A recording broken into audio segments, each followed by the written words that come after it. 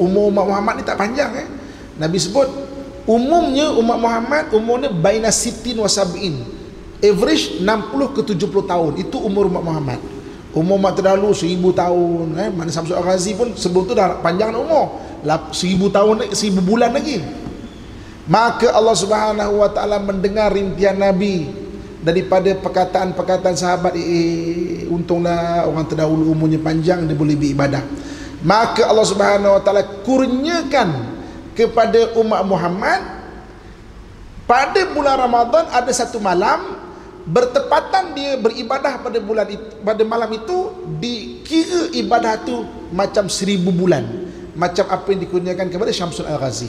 Sallallahu ala Muhammad, sallallahu ala Muhammad, sallallahu ala Muhammad, sallallahu ala salli wa sallim wa barik alaihi.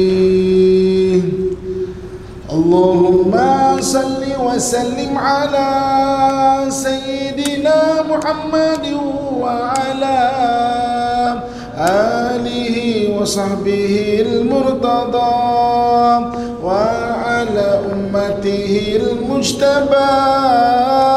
Allahumma salli wa sallim ala sayyidina Muhammadin al-Mustafa Muhammad Ahmad Hamid Mahmud Ahyad Wahid Mahin Hashir Aqib Taha Yasin Tahir Mutahara Tayyib Sayyid Rasul Nabi Rasul Rahmah Kutham Jamil Muktaf Mukafi Rasul Malahim Rasul Raha Kamil Iklil Muddasir Muzammil Abdullah Habibullah Safiyullah Najiyullah Kalimullah Khadimul Rusul Khadimul Anbiya Muhyi Munji Muzakkir Nasir Mansur Nabi Rahmah Nabi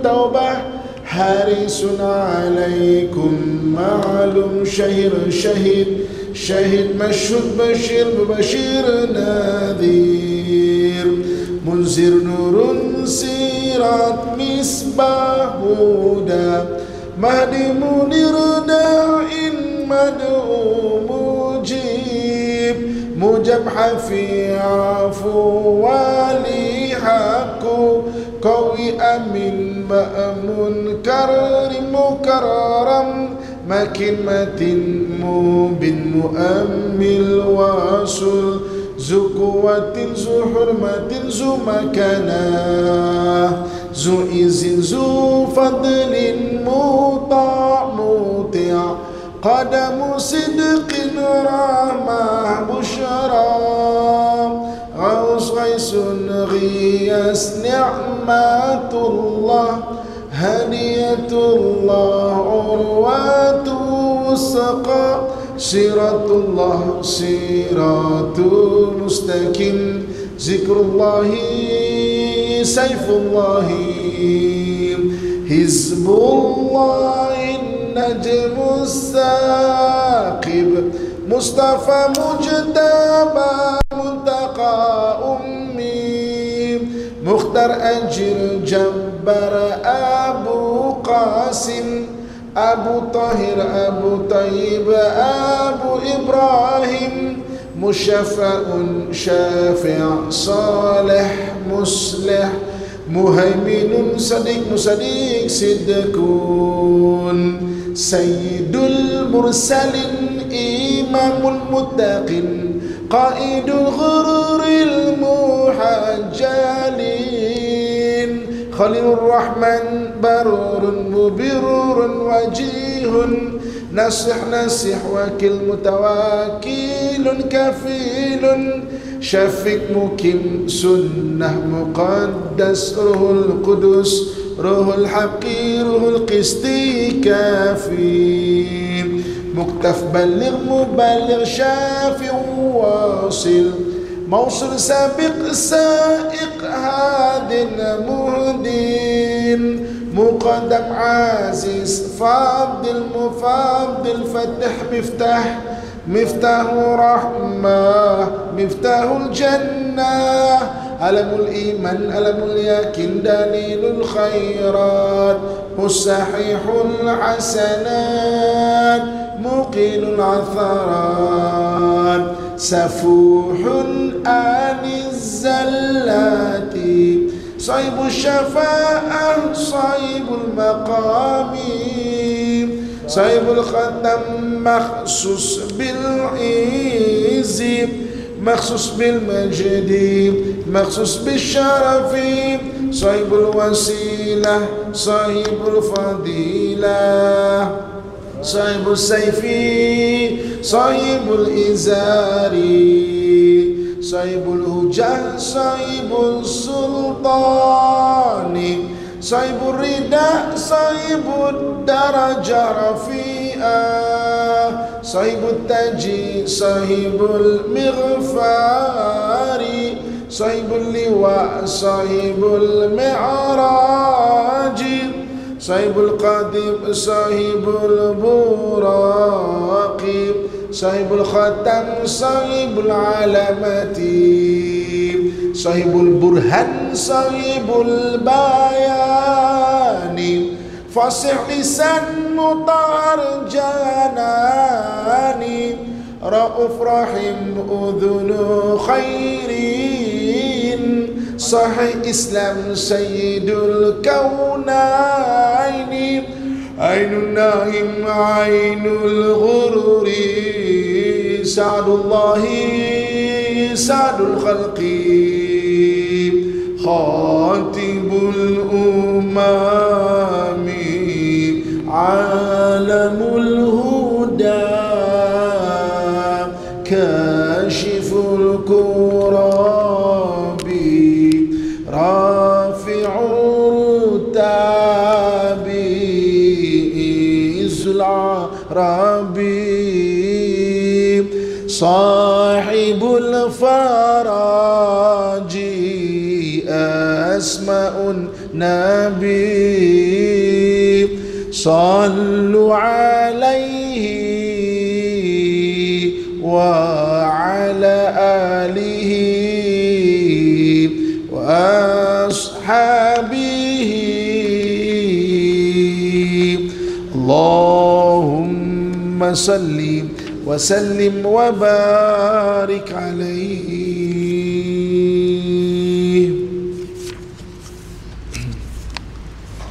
Okay. Ada siapa mukrik? Boleh nak bantu siapa mukrik? Mana murid saya tak datang. InsyaAllah kita kongsikan pada muka surat yang 112 112 pasal pada puasa. Ada kata ada, kita terus dah. Bismillahirrahmanirrahim. Faslu fi siyam, fasal mengenai puasa.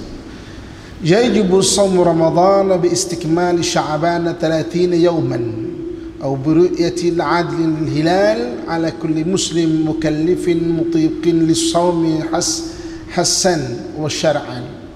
Diwajibkan puasa Ramadan setelah sempurna 30 hari bulan Sya'ban, atau seorang yang adil melihat hilal. Hilal ni anak bulan dan ia diwajibkan ke atas seorang muslim yang mukallaf dan mampu untuk berpuasa secara hissi dan syar'i. Jadi maknanya Ramadan, kita bulan Ramadan tu puasa wajib, iaitu 30 bulan Sya'ban atau satu orang tengok anak bulan Okey. Cara melihat anak tahun ataupun bulan bagi maknanya bulan dalam Islam adalah dengan melihat anak bulan. Jadi anak bulan ni dia bergerak, dia ada dipanggil sela-sela masa dia. Okey, kadang-kadang bila dia bergerak, dia mula bergerak, kita daripada Jepun lah contoh anak bulan tu sebenarnya dia belum menjadi anak bulan satu hari bulan lagi. Jadi maknanya sela-sela dia tu dia belum matang menjadi anak bulan satu hari bulan. Jadi sebab itu kita tengok, dan bila kita maknanya ulama kita daripada bahagian kita ni tengok anak bulan, oh ni belum satu Ramadan lagi, tapi 30 Syakban, sebab anak bulan tu tak matang lagi menjadi satu anak bulan. Maka sela-sela anak bulan ni dia bergerak, mungkin sampai dekat bahagian-bahagian Timur Tengah, maka dia matang jadi satu anak bulan. Jadi ulama asal pun tengok, ini satu hari bulan. Sebab tu kadang-kadang apabila diisytiharkan satu hari bulan tu bila, kita tak boleh ikut tempat lain, kita kena ikut kita punya fatwa dan orang yang melihat anak bulan di sini, kan? Sebab kalau kita kata kita ikut Mekah lah, sebab Mekah sampai perjalanan tu dah jadi satu hari bulan, tapi kita belum lagi jadi, dia masih lagi anak bulan tu belum matang lagi. Sebab tu sama dia ru'yah, tengok kalau tak jadi satu hari bulan, mana cukupkan 30 hari bulan. Syakban barulah kemudiannya maknanya bulan Ramadan. Ini banyak berlaku. Kadang macam kita ikut Mekah lah, kita tak ikut sini, sebenarnya tak boleh sebab kena takut kita tu sebenarnya melalui anak bulan yang belum matang lagi menjadi satu anak bulan, satu hari anak bulan. Okey. Wala yajibu ala kafirin wala ala sabiyyin wa majnunin wala ala man la yutiquhu li kibrin aw maradin la yurja bur'ihi wa yulzamu muddan li kulli yawmin wala ala haidin wa nufasa'i li'annahuma la tutiqani syar'an. Puasa Ramadan tidak diwajibkan ke atas orang kafir. Ini cantiknya Islam. Islam dia tidak paksa orang jadi penganut agama Islam. Jadi orang kafir dia tak wajib puasa. Okey, tuan-tuan sekalian ketika Andalusia tombang. Andalusia ni negara-negara bahagian selatan Eropah. Dia ada 8 negeri, 8 negeri.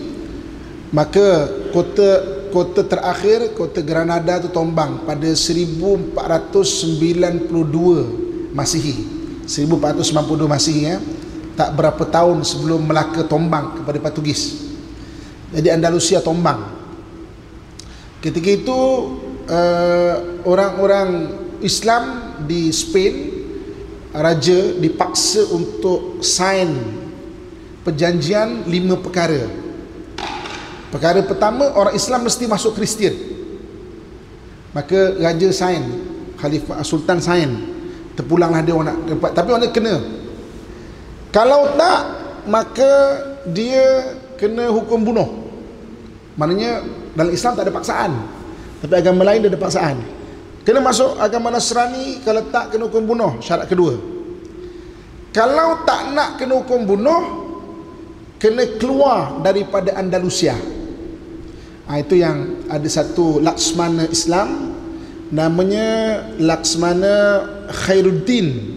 Khairuddin ni digelar oleh orang-orang barat sebagai orang barbar yang janggutnya berwarna ros.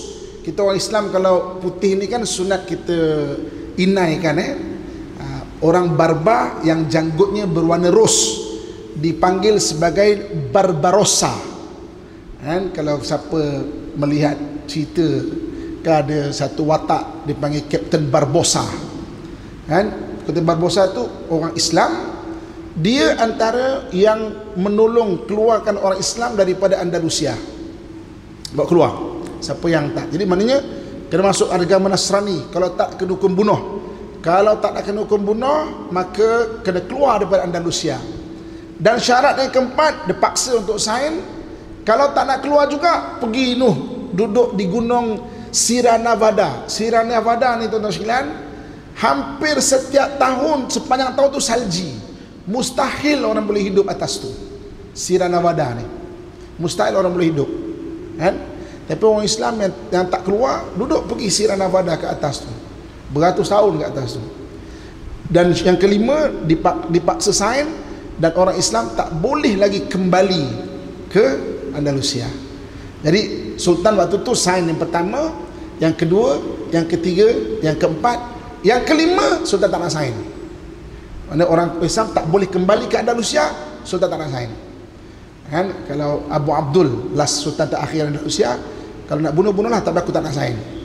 Jadi orang Nasrani waktu tu, tak apalah, dia dah sign 4 ni, bolehlah terima. Jadi maknanya Kemudian orang Islam pun ada yang keluar, ada yang pergi Sierra Nevada, ada yang kena bunuh, tapi tak ada yang bertukar agama. Okey. Berlalu masa, ini berlaku pada 1492 Masihi, sampai pada tahun 1985, baru-baru ni je lah. Jadi ketika negara tu dah bertukar negara demokrasi, orang Islam mohon untuk buat masjid, masjid dekat sebelah daripada maknanya Masjid Granada, jadi fight dekat mahkamah, tak benar, mahkamah tak benarkan. 1985 tak benarkan. Okey, buka perjanjian lama, tengok perjanjian lama, Sultan tak sign yang kelima. Sultan tak sign yang kelima, mana orang Islam tak boleh kembali ke Andalusia. Yang kelima tak sign.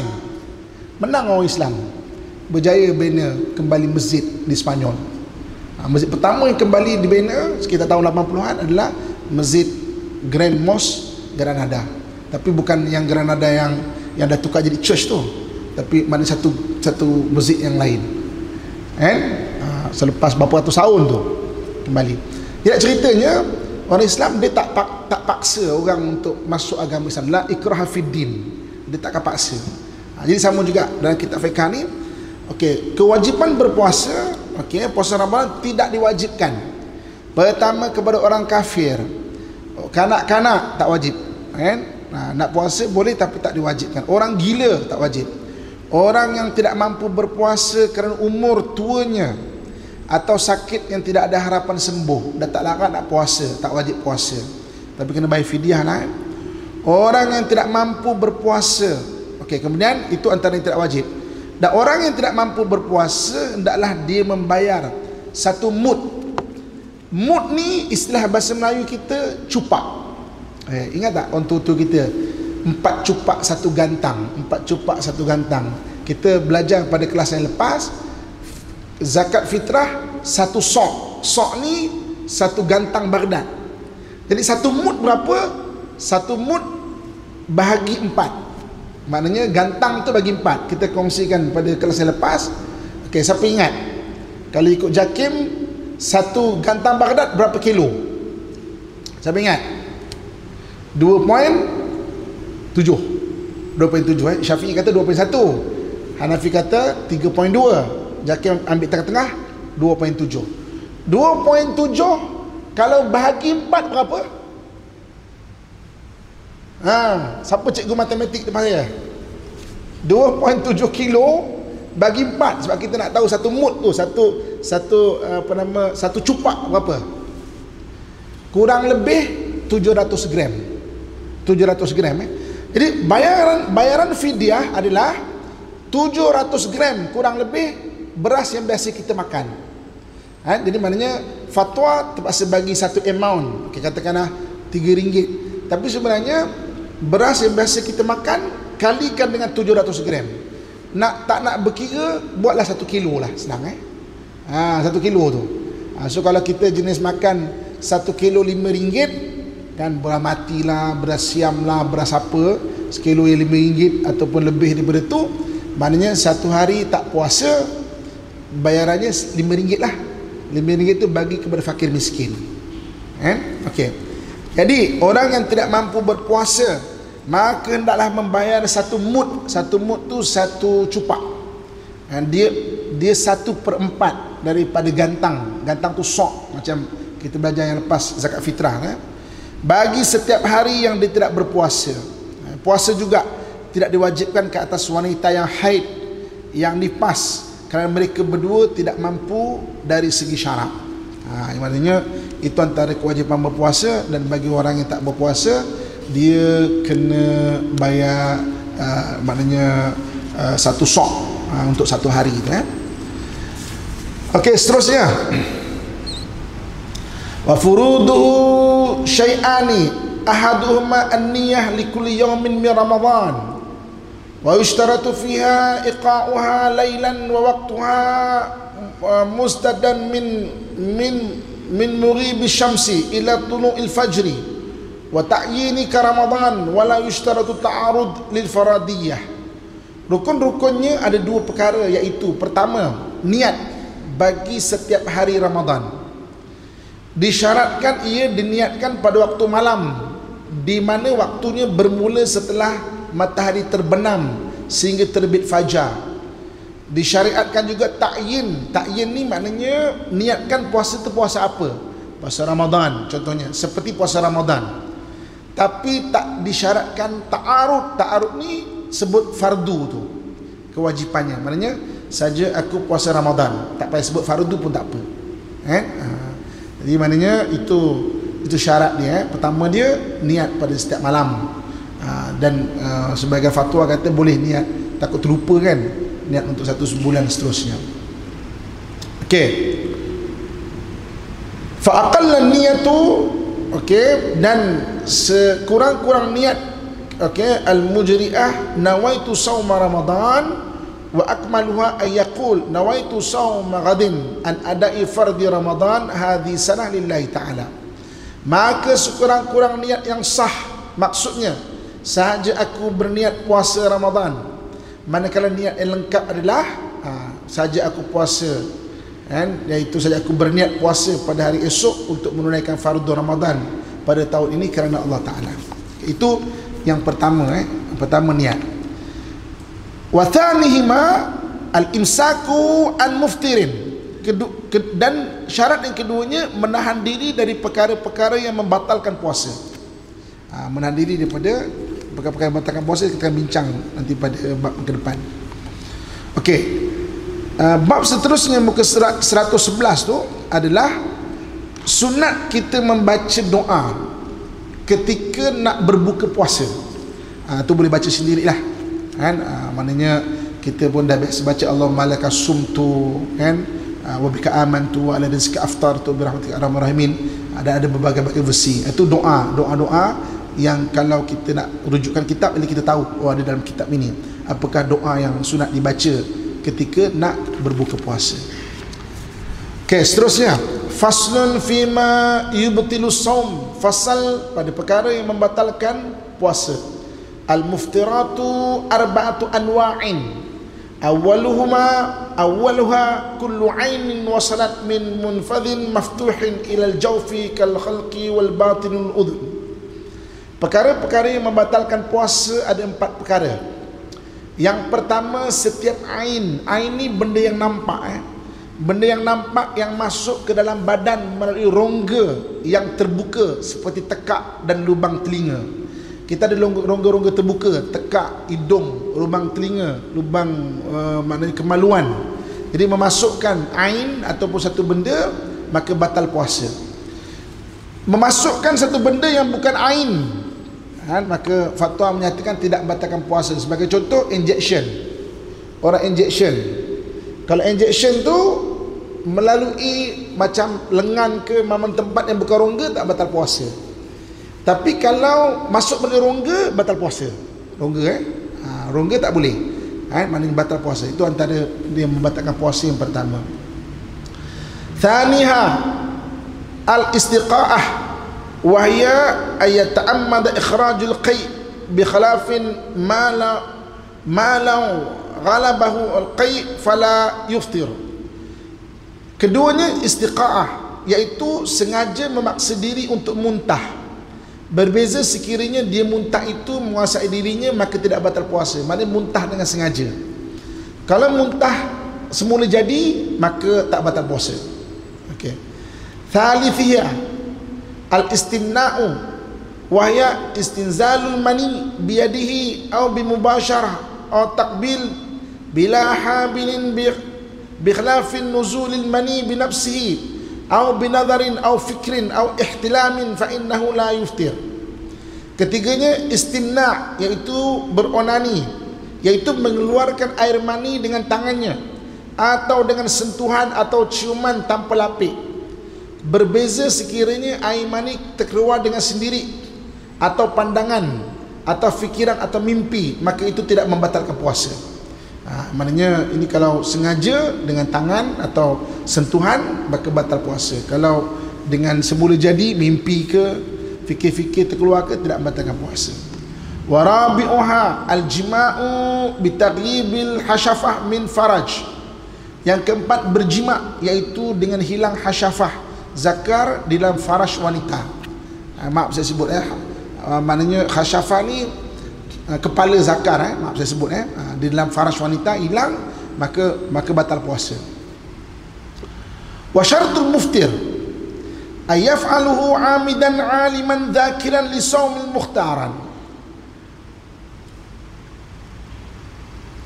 Falau akala aw syariba aw istimna aw istaqa aw jami' nasiyan li shaum aw makruh aw mukrihan aw jahilan ma'dhuran fa innahu la yuftir. Syarat agar puasa seorang itu batal ialah dia melakukan perkara yang membatalkan puasa, yang 4 perkara tadi itu, dengan keadaan dia sengaja mengetahui hukumnya, mana hukum dia tahu batal, sedar dirinya sedang berpuasa, mana tak terlupa dan tidak dipaksa.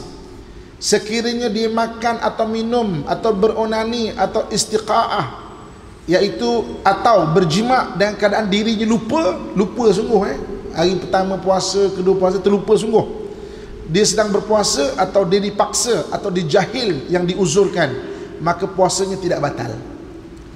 So maksudnya dia terlupa atau tak tahu ataupun maksudnya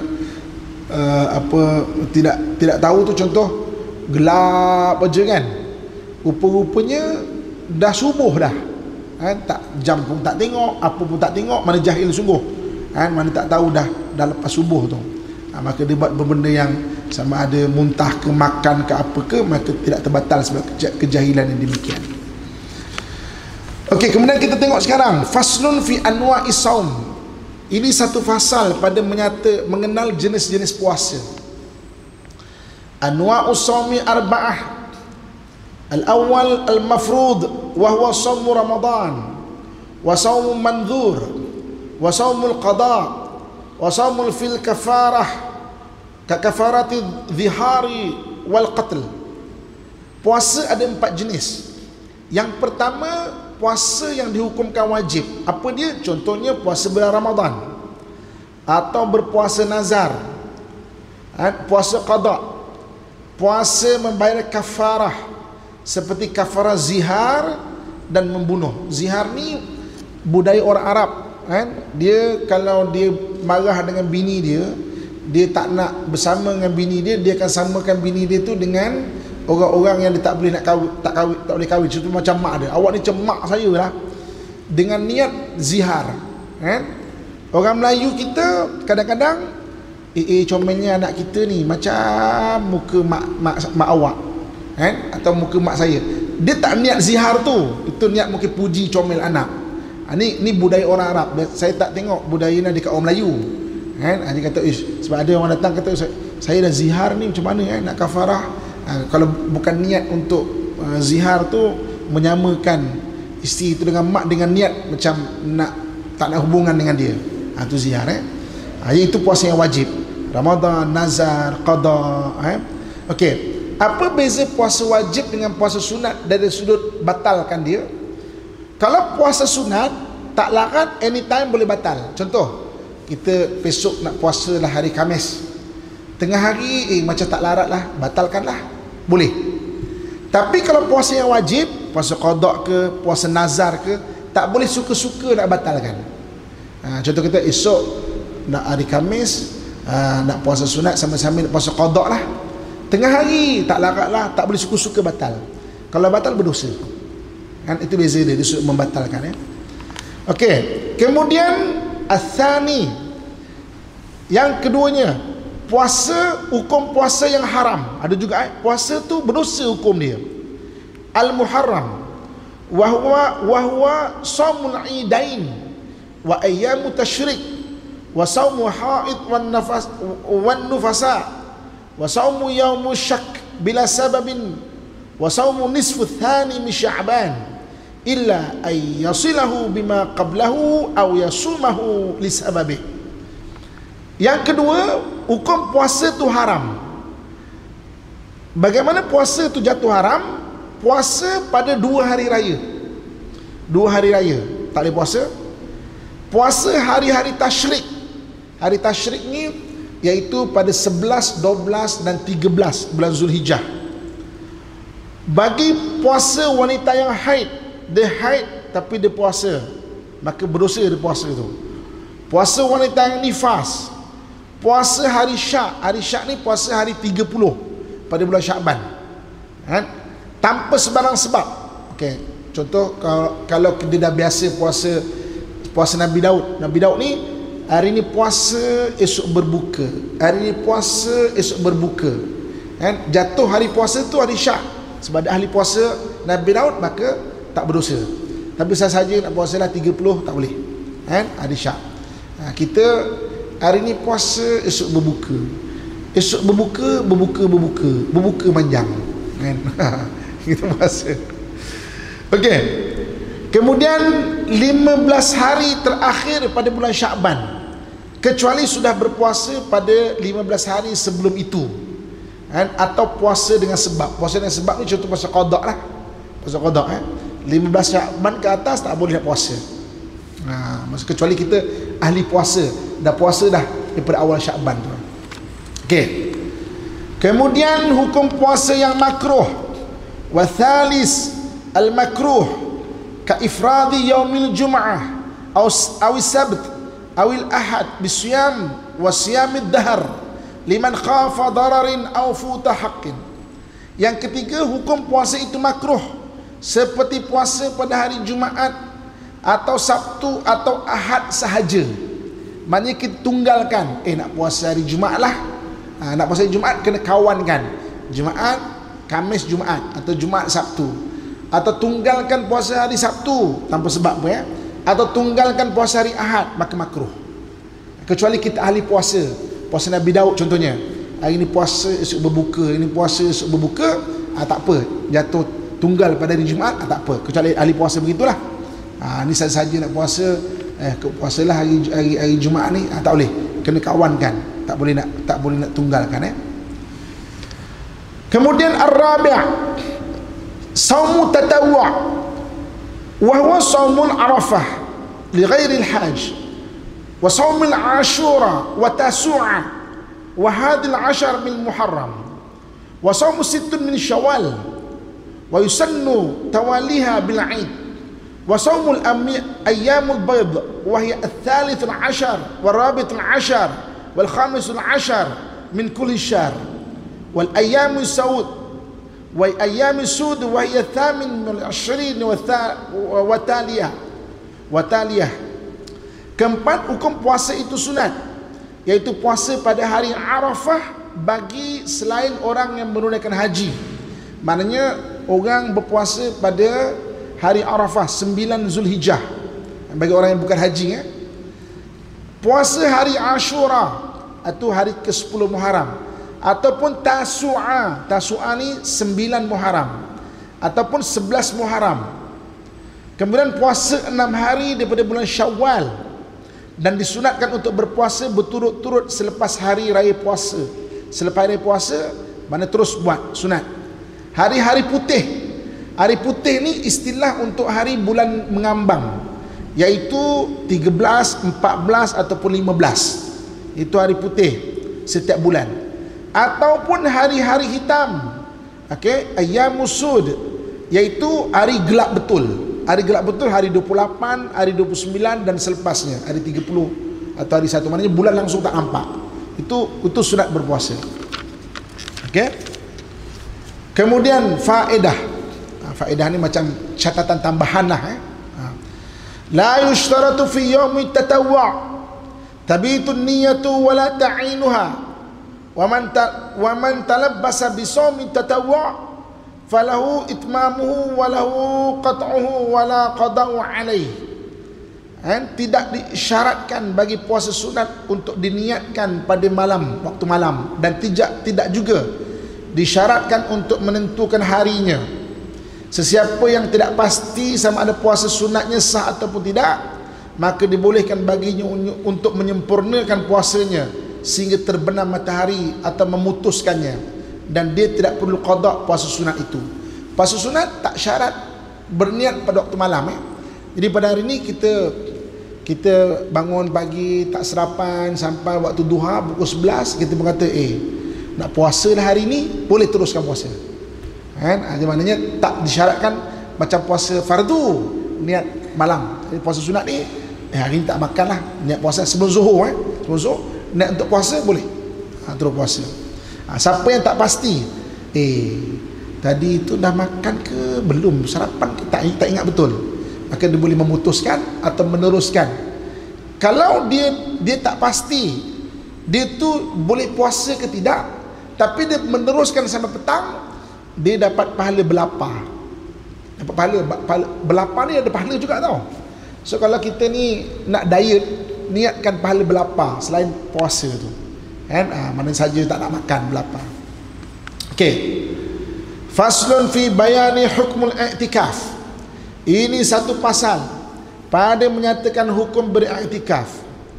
Yusannu li'tikaf fi kulli waqtin wa yata'akkadu fi Ramadan wa afdaluhu fil 'ashr al-akhir minhu li talabil lailatul qadar allati hiya khairun min alf syahr. Disunatkan beriktikaf pada setiap masa.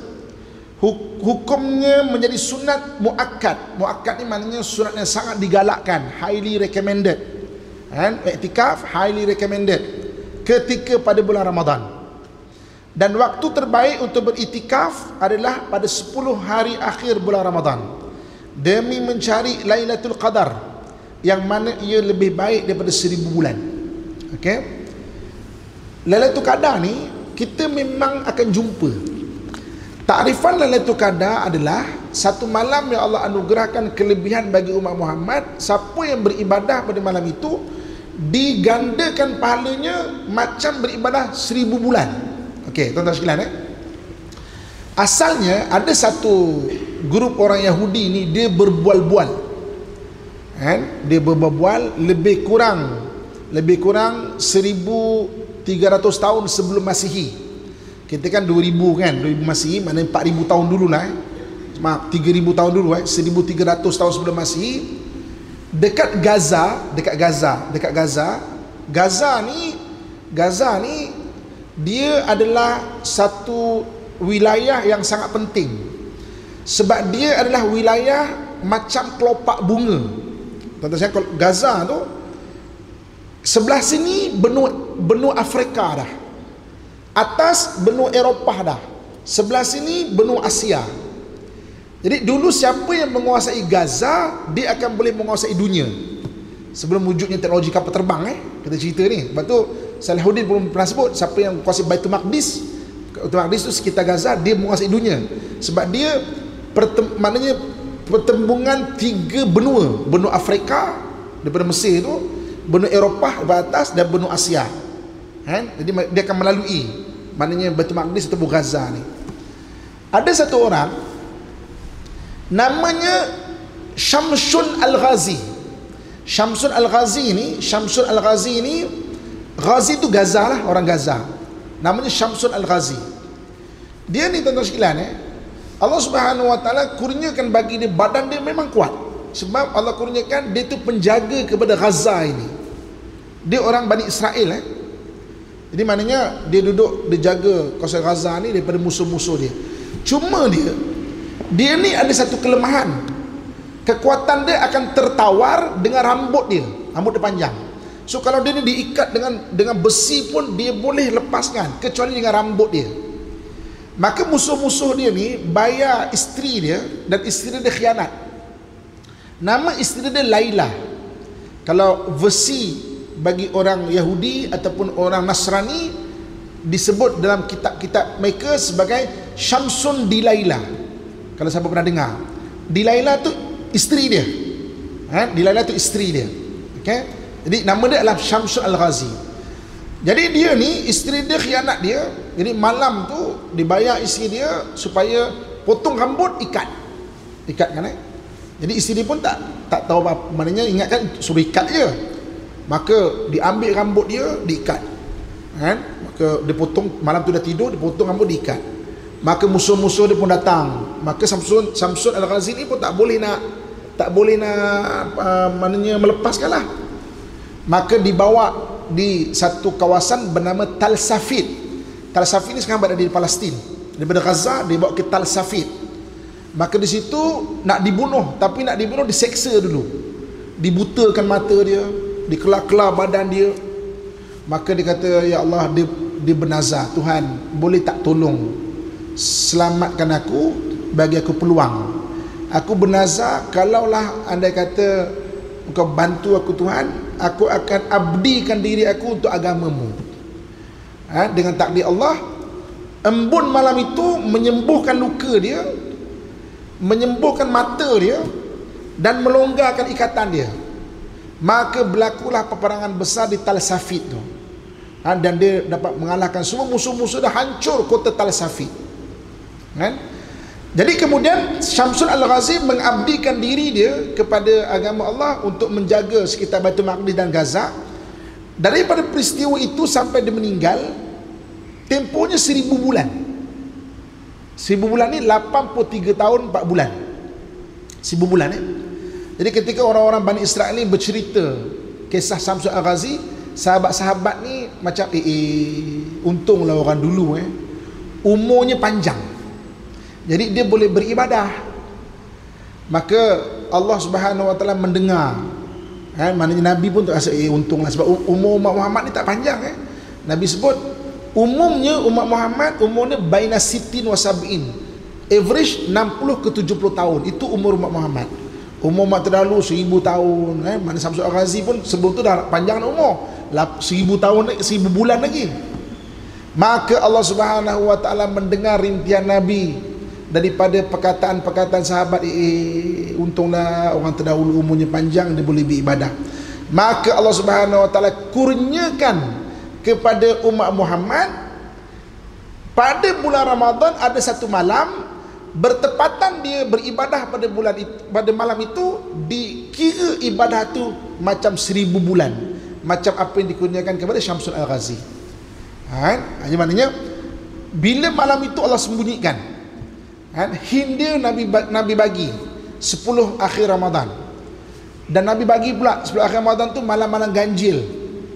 Malam-malam ganjil, kalau orang-orang Arab dia ijtihad terus, malam ganjil tu malam 27 Ramadan. Sebab tu 27 Ramadan penuh masjid, 23 tak ada, 25 tak ada, 27 penuh, 29 hilang semua, dia fokus 27 saja.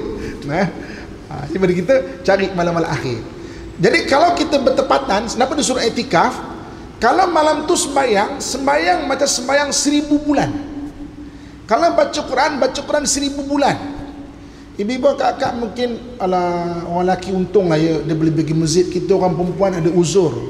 Kalau ibu-ibu kakak malam tu masak sahur 1000 bulan. Tuan-tuan silan salinkan, tambahkan catatan kita. Ada 5 benda yang Allah Subhanahu Wa Taala bagi kepada umat Muhammad yang tidak dibagi pada umat terdahulu daripada sudut pahala. Tambahkan catatan kita. Mana tahu satu hari kita nak mengajar, boleh tambahkan Dari sudut pahala ada 5 benda yang Allah Subhanahu Wa Taala bagi kepada umat Muhammad yang tak ada pada umat terdahulu. Yang pertama, umat Muhammad ada gandaan pahala. Ada gandaan pahala. Antaranya adalah Lailatul Qadar. Antaranya adalah kita solat berjemaah. Tadi solat Isyak, satu pahala. Berjemaah 27 kali. Barang siapa melazimkan sembahyang berjemaah dalam 38 tahun, dia macam sembahyang 1000 tahun. Bayangkan, satu solat digandakan 27, 10 tahun sembahyang berjemaah macam 270 tahun. 270 tahun. 20 tahun sembahyang berjemaah macam 540 tahun. Jadi lebih kurang 38 ke 40 tahun macam 1000 tahun sembahyang berjemaah. Itu antara gandaan pahala. Jadi diberi pada umat Muhammad, pertama ada gandaan pahala. Yang keduanya, umat Muhammad diberi ni ada pahala yang kekal. Dia dah meninggal tapi macam dia buat amalan, tapi tak banyak, ada 3 je, iaitu sedekah jariah, ilmu yang bermanfaat, dan anak soleh yang mendoakan.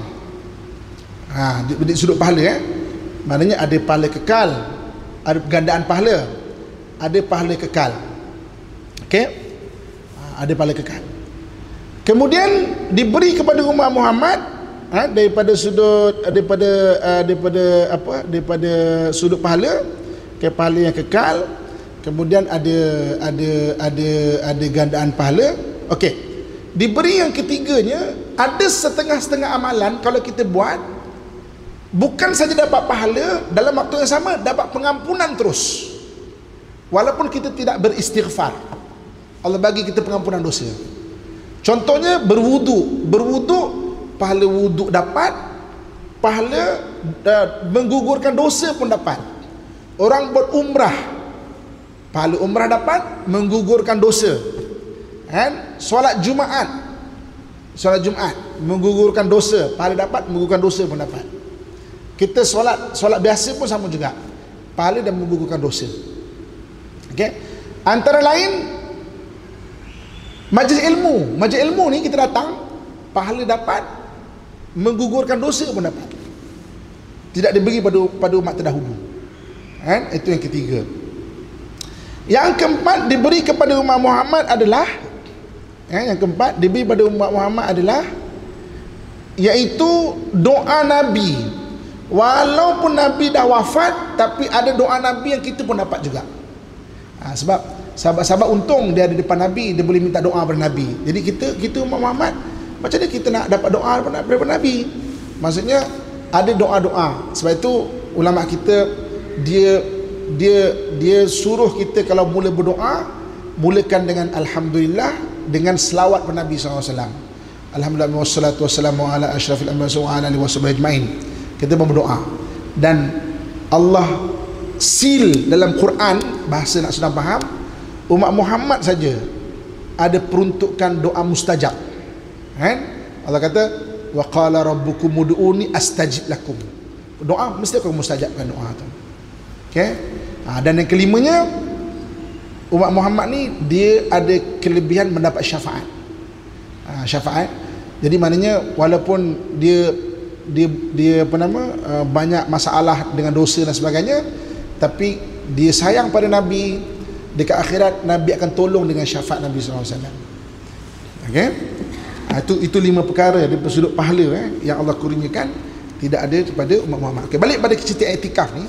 Jadi iktikaf ni yang terbaiknya iaitu pada 10 akhir, supaya kita dapat kelebihan apa? Kelebihan Lailatul Qadar itu tadi. Itu kata. Okey. Kemudian kita tengok wa syurutuhu sab'ah. Al-Islam wal aql wal tiqam 'anil haid wan nifas wa ayyal batu fawqa al-qadarin tama'niyatu salah wa ayyakuna fil masjid wa ayyan wil i'tikaf wa tajibu niyatul fardiyatu in nadharahu. Syarat-syarat i'tikaf itu ada 7 perkara. Okay. Yang pertama Islam, yang keduanya berakal, yang ketiga suci daripada haid dan nifas. Okay. Yang keempatnya duduk dalam masjid lebih daripada qadar tamakninah dalam solat. Mana duduk sekejap pun dapat balik bawa tamakninah. Jadi contoh kita duduk hari ni, jangan lupa niat iktikaf di masjid. Tamakninah ni sekadar ucapan subhanallah. Okay, itu. Yang kelima, hendaklah dilakukan di masjid. Tak boleh iktikaf tu dilakukan dekat bilik, dekat musalla. Takrifan masjid ni umumnya ulama kata tempat yang ada dibuat solat Jumaat ataupun pernah ada solat Jumaat. Jadi kalau surau Jumaat dikira, sebab walaupun nama surau tapi dibuat solat Jumaat. So kalau kita ada musalla sendiri kat rumah, tak kira dia kena tempat masjid. Masjid tu maknanya tempat yang ada pernah dibuat solat Jumaat. Okey, yang ke 7 berniat untuk beriktikaf. Niat untuk beriktikaf, saja aku iktikaf lah. Nawaitul iktikaf tu bahasa Arab dia saja untuk iktikaf. Okey, dan berniat beriktikaf, dan kewajipan beriktikaf, niat kewajipan tu sekiranya bernazar untuk beriktikaf. Ada orang yang beriktikaf tu dia bernazar. Kalaulah andai kata Allah lepaskanlah daripada masalah ni, aku nak iktikaf lah mana sekejap dekat masjid hidayah ni lah contoh. Maka maknanya kalau niat wajib itikaf tu niat saja aku itikaf kerana bernazar ni. Itu kena diniatkan. Okay, sikit lagi. Wa yabtul i'tikaf bil khuruj min al masjid bila udhrin wa bi riddah wa bis sukri wal haid wal nifas wal jima' wa inzalul mani bil mubasyarah. Terbatal iktikaf itu apabila keluar daripada masjid tanpa uzur. Maknanya keluar terbatal iktikaf tu. Jadi kalau masuk balik niat baliklah. Okey, dan terbatal iktikaf kerana murtad, mabuk, haid, nifas, persetubuhan, keluar air mani disebabkan oleh sentuhan. Itu benda-benda yang membatalkan iktikaf. Okey. Wa yabtul thawabul iktikaf bisyatmil au ghibah au kadhab au namimah au aklil haram. Dan pahala iktikaf pula, tadi perbuatan iktikaf terbatal, ini pahala iktikaf hilang. Pahala iktikaf hilang ataupun terhapus apabila orang yang beriktikaf itu mencaci maki. Iktikaf mencaci maki buat orang, maki hamun, mengumpat, berdusta, menipu, memfitnah dan melakukan perkara yang haram. Maknanya melakukan perkara haram, maka pahala pula terbatal. Iktikaf dia tetap duduk masjid tapi duduk mengata imam. Imam ni bacanya dah lambat, lupa-lupa pula tu terbatal pula iktikaf dia. Okey. Sikit lagi. Okey, sebelum kita maknanya yang ni. Faedah. Faedah tu macam catatan. Yusannul murid dukhul al-masjid ayuqaddimu rijlahul yumna wa yaqul a'udzu billahil azim wa biwajhil karim wa sultanihil qadim minasy syaithanir rajim bismillahi walhamdulillah Allahumma shalli ala sayyidina Muhammad wa ala ahli sayyidina Muhammad wa sallim Allahumma ighfir li dhunubi waftah li abwaaba rahmatik wa sahhil li abwaaba rizki. Faedah, disunatkan bagi seseorang yang ingin memasuki masjid untuk mendahului kaki kanannya terlebih dahulu. Jaga adab dia. Lalu dia membaca doa. Doa tu kita boleh hafal, at least kita tahu rujukan kitab tu ada di mana. Apa bunyi doa itu? Maksudnya, aku mohon perlindungan kepada Allah Azza wa Jalla, Subhanahu wa Ta'ala, yang maha agung, dan dengan wajahnya yang maha mulia serta kesultanannya yang qadim, daripada syaitan yang direjam. Dengan nama Allah dan segala puji bagi Allah. Ya Allah, selawat dan salam ke atas Sayyidina Muhammad, ahli keluarga baginda. Ya Allah, ampunkanlah dosa-dosaku dan bukakanlah bagiku pintu-pintu rahmatmu serta mudahkan bagiku pintu-pintu rezekimu. Okey, kalau kita rasa panjang, maklumlah ustaz, komputer dah lama nak menghafal susah. Okay, ini yang ujung tu, yang akhir sekali ujung tu, daripada baris kedua akhir tu, yang bahasa Arab ya. Allahumma ighfirli dhunubi waftahli abwaaba rahmatik. Itu paling kurang. Baca Bismillahirrahmanirrahim. Allahumma ighfirli waftahli abwaaba rahmatik. Ya Allah, ampunkan dosaku dan bukakan aku daripada pintu-pintu rahmatmu. Okey. Wa idza kharaja qaddama rijlahu al-yusra wa qala hadha illa annahu yaqul waftah li abwaaba fadlik wahfazni minasy syaitan warjunudi. Dan apabila keluar daripada masjid, maka didahulukan kaki kirinya dan hendaklah dia berdoa. Doa tersebut kecuali mana doa yang tadi tu kecuali dia tukarkan yang belakang tu, waftahli abwaaba rahmatik wasahhil li abwaaba rizki. Yang tadi itu kecuali ditukarkan doa yang itu dengan doa ini. Maknanya kan tadi saya cakap yang paling kurang baca Allah maghfirli suri waftahli abwaaba rahmatik, tukarkan dengan maknanya wahfazni minasyaitani wa junudi. Waftali abwaaba rahmatik, dan tukarkan dengan dan bukakan pintu-pintu pemberianmu. Okay, tambahkan dengan yang tadi kan wasahil abwaaba rizki. Yang wasahil abwaaba rizki itu tukarkan dengan wahfazni, dan pelihara aku daripada syaitan dan tentera-tenteranya. Itu doa untuk kita keluar daripada masjid. So masuk rumah Allah kaki kanan, keluar kaki kiri. Itu adab lah. Faedah tu mana tambahan. Masuk tandas kaki kiri, masuk keluar kaki kanan. Tuan-tuan sekalian, kalau dalam kajian moden, otak kita ni bergerak, ada otak kanan, ada otak kiri. Kiri badan bergerak, otak kanan yang kawal. Kanan badan bergerak, otak kiri yang kawal.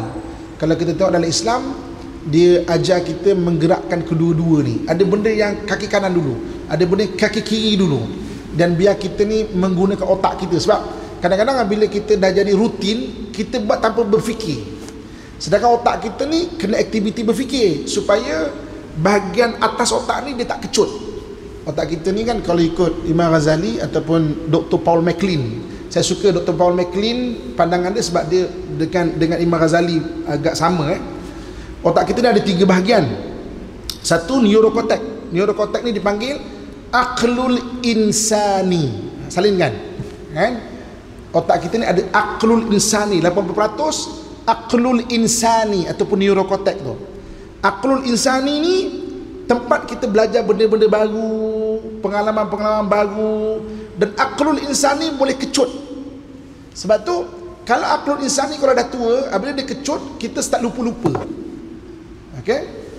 Di bawah aqlul insani atau neurocortex ni, dia ada dipanggil limbik. Limbik ni dalam 10%.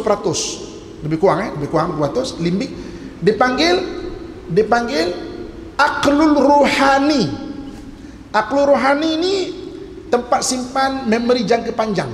Sebab itu apabila otak orang tu kecut, kalau dia tak jaga pemakanan ataupun dia tak ada aktiviti berfikir, tapi ingatan jangka masa panjang dia ingat.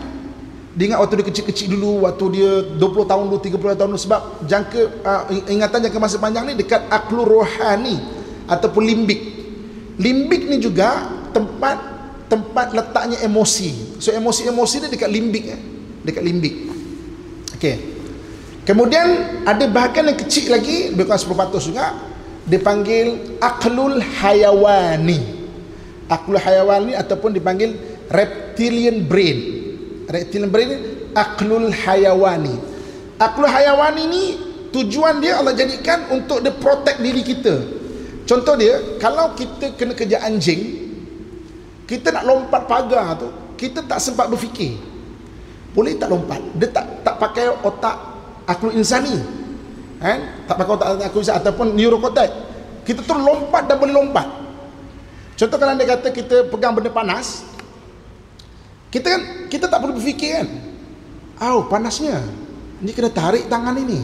Kalau tak tarik macam mana Dah terbakar dulu tangan. Tapi sebab apa? Sebab kita punya dipanggil reptilian brain tu, dia tanpa fikir dia akan protect diri kita tu. Okey. Jadi Imam Ghazali pembahasan dia dengan Dr. Paul MacLean mana ada kesamaan. Kajian otak ni macam teori tapi begitu. Okey. Saya suka satu pembahasan, iaitu apa yang dipanggil sebagai, salinkan, amigdala hijack. Amigdala hijack ni satu istilah macam mana kalau emosi kita dekat aqlul rohani ni, emosi kita terlalu membuat, dia akan ada hijack kepada aqlul hayawani. Maknanya dia akan jadi spontan, kita akan jadi macam haiwan. Sebab tu kalau orang marah sampai dia ada amigdala hijack, dia akan jadi haiwan. Dia tak macam insan dah. Pukul orang, terajang orang, yang kemudian baru dipikir balik, menyesalnya aku buat. Tikam orang. Sebab itu dalam Islam kalau kita beremosi, maknanya kita punya limbik ataupun aqlul rohani itu start dah aktif, beremosi. Kenapa disuruh kita ambil wudu, sembahyang, kalau berdiri duduk, jangan sampai ada amigdala hijack tu. Nanti salinkan istilah tu, nanti study, pergi search untuk tambahkan knowledge kita mengenai manusia. Sebab tu, sebab bila amigdala hijack, dia akan hijack kita ke reptilian brain. Patutnya reptilian brain tu untuk protect kita, tapi dia menjadikan kita jadi haiwan kan? Kita akan lupa pertimbangan. Atau orang yang baling pinggan, baling benda-benda tajam pada suami bolehlah elak, tapi terkena anak kan? Itu pun kalau boleh elak. Kalau tak boleh elak kan, arwah tu baik orangnya. Jadi kalau marah macam mana pun pertimbangannya kena ada. Jangan sampai ambil dalam hajat. Ada orang tanya, syaitan duduk di mana dalam proses otak kita tu? Syaitan duduk di mana? Syaitan tu dia akan mengapi-apikan ketika emosi tu. Mana kalau ikut sudut zahir dia ketika dekat limbik tu ataupun aklul rohani tu. Jadi dia akan membisikkan, kan dia syaitan ni allazi yuwaswisu fi sudurin nas. Dia membisik-bisikkan kepada hati manusia kan. Laki kau ni tak guna, kau cakap je. Kau jantan tak guna, kau cakap je. Kita pun makin marah kan. Kalau tak terkawal, wujudnya amigdala hijack, kita tak macam insan dah. Kita akan reptilian brain dipanggil, ataupun aklul hayawani akan menyebabkan kita jadi haiwan kan. Itu yang kita kena jaga dan pelihara, dan kena faham proses manusia punya otak dan tubuh badan tu macam mana. Okey, so di mana saya nak cerita kat sini adalah kenapa kita perlu doa keluar daripada masjid. Tambahan dia adalah maknanya wahfazni minasyaitan wa junudih, dan hindarkan aku daripada syaitan dan tentera-tentera dia, supaya dia tidak mengganggu kita tu, termasuk bisikan-bisikan yang memudaratkan ataupun negatif pada diri kita tu. Sekian saja, insya-Allah panjang umur rezeki, kita jumpa pada kelas akan datang. Kelas kita ni sekali ataupun 2 kali lagi akan habislah kan. Saya diminta, patutnya minggu depan ni dah boleh habis, tapi saya diminta untuk jadikan at least 2 kali lagi, supaya bagi peluang bagi orang yang tak datang tu layak untuk bersijil. Kan, sudah pentadbiran lah so mungkin kita pecah lagi 2 kelas lagi insya-Allah. InsyaAllah panjang umur rezeki. Jumpa lagi. Aku qauli ma sami'tu astaghfirullah li wa lakum wa lisailil muslimin fa ya fawzal mustaghfirin wa ya najatat taibin. Assalamualaikum warahmatullahi wabarakatuh. أعوذ بالله من الشيطان الرجيم. بسم الله الرحمن الرحيم. الحمد لله رب العالمين والصلاة والسلام على أشرف الأنبياء والمرسلين وعلى آله وصحبه أجمعين. Mudah-mudahan Allah jadikan saya dan kamu sekalian hamba Allah yang soleh dan solehah, yang sentiasa mentaati perintahnya dan meninggalkan segala larangannya. Ya Allah, ya Tuhan kami, jadikanlah kami orang yang sentiasa bersyukur di atas segala nikmat-Mu. Ya Allah, jadikanlah kami orang yang sentiasa bersabar di atas segala ujian daripada-Mu. Ya Allah, jadikanlah kami orang yang sentiasa beristighfar di atas segala dosa dan kesalahan kami. Ya Allah, jika Engkau matikan kami dalam keadaan beriman dan tanpa sebarang fitnah serta kekecewaan. Ya Allah, sudahi hidup kami dengan husnul khatimah. Ya Allah, Allahumma rabbana atina fid dunya hasanah wa fil akhirati hasanatan wa qina adzaban nar wa adkhilnal jannata ma'al abrar. Ya Aziz ya Ghaffar ya Rabbal Alamin.